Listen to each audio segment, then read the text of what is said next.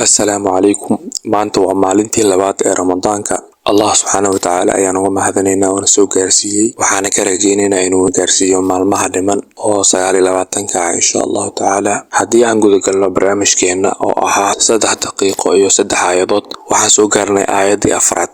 Allah subhanahu wa ta'ala wuxuu leeyahay balil insaanu ala nafsihi basira.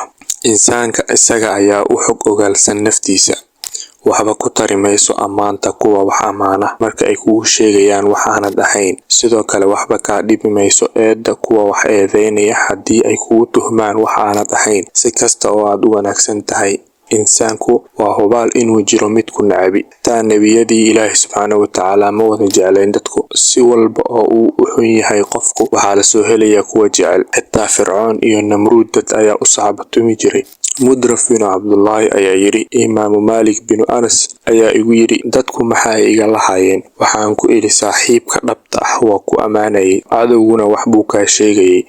Imaamka ayaa yiri, dadku weli ma sidaasa, laakiin Ilaahay waxaanu ka magangalnay inay midoobaan carabadoodu. Imaamku Ilaahay subhanahu wa ta'ala wuxuu ka magangalay dadku inay wada amaanaan oo uu ku kadsoomo ama inay wada caayaan oo laga helo wax ka mid ah waanaha ay ka sheegayaan. aayadda labaad, wa aataakum min kulli ma sa'altumuh. isaga waa Allah subhanahu wa ta'ala ayaa idin siiyay wax walba oo aad weydiisateen. isaga waa alle oo qofka u yimaada isaga oo baqanaya amaan buu siiyaa. u yimaada isaga oo qalbi jabsan niyadda ayuu dhisaa. kan u yimaada isaga oo hiil u baahan wuu u hiilinayaa. kan u yimaada isaga oo murugaysan wuu farxad gelinayaa. kan u yimaada isaga oo lunsanna wuu hanuuninayaa. adiga xulo waqtiyada ducada la aqbalo, baahidaadana u bandhigo Allah subhanahu wa ta'ala. ka kac hurdada habeenkii qaybta dambe oo isaga bari. ducadana ku dadaal oo xaquusan baha ku kalsoono, waayo gacmo loo taagay xaggiisa soo celiyo ayaga oo maran. taas oo dhan ka horna noqo xalaal miirad. xadiiskana wuxuu sheegay rasuulka sallallahu alayhi wasallam, hagaaji hungurigaaga waxa aad noqonaysaa mid la aqbalo ducadiisa. aayadda saddexaad, Allah subhanahu wa ta'ala wuxuu leeyahay, casaa rabbuna an yubdilana khayran minha. waxaa dhab ah rabbiyow uu noogu bedelo waxa ka wanaagsan iyada, waxa ka wanaag badan iyada. aayadan sare kaga naso xanuun kasta oo ka dhashay fursad ka dayacantay, shaqo walba oo aad weyday, jacayl walba oo aad kala irdhowdeen, iyo saaxiib walba oo aad u haysatay daacad balse gadaalkaaga xumaaday. Ilaahay subhanahu wa ta'ala waxa uu ka qaado xikmad ayuu ka leeyahay,